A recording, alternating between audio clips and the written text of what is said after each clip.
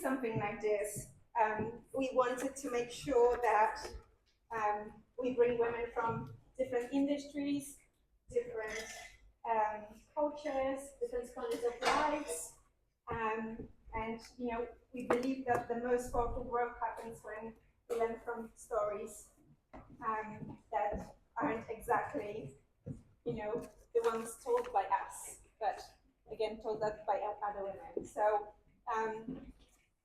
what I would love to do today is obviously to introduce you to our guest speaker, who really inspired me, and she's a true testament of someone that comes from absolutely nothing, and she will tell you a story in a second, and built herself up just through her sheer determination, courage, and bravery. And this is Regina Williams. So without further ado, I wanted to give you Regina.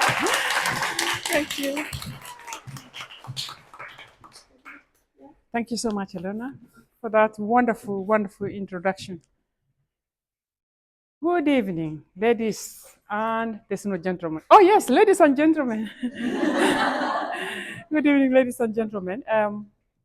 My name is Regina Williams, and I'm here today to speak to you about three things. I'm going to speak to you about my childhood, my humble background, my childhood, which I call the darkness of my childhood. I'll give you a little bit because everything is in the book. And then I'll talk to you about my struggles a little bit.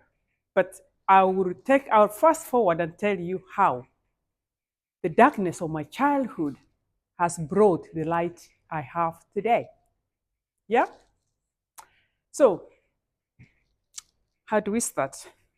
Regina Williams, I was born in Kenya. I grew up in Kenya in a village, but from the time I was born, I found that I was born into a family which was experiencing extreme poverty.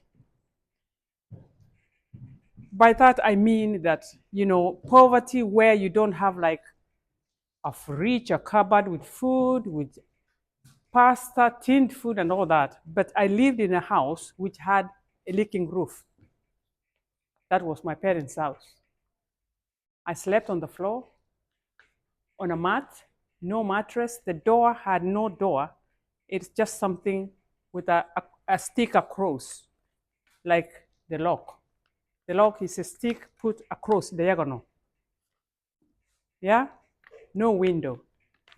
If I woke up at night or if I looked up, on a good day, I could see stars from my mother's house where I'm sleeping. If it rained, the rain could actually come down as well in the room. And if there was moonlight, that moonlight came in. But you know what? In that village, I also went through something called female genital mutilation, which I suffered at the age of around 10. Female genital mutilation, I'm here to talk about it so that it can actually stop. Young girls are going through this thing in Africa. The time I went through female genital mutilation, for me, it was bad because traditionally you're not supposed to cry when they're cutting you without anesthetic. I cried, and I think I was right to cry, but that time it was very wrong to cry. Ladies and gentlemen, when I cried, I straight away became a taboo in that village. I lost the friends, everything. And there was that you will not get a man to marry you because you are not fit. Genital mutilation in my tribe is moving from childhood to womanhood, and you have to show the courage. How are you going to show courage being cut? Your private parts going without anesthetic.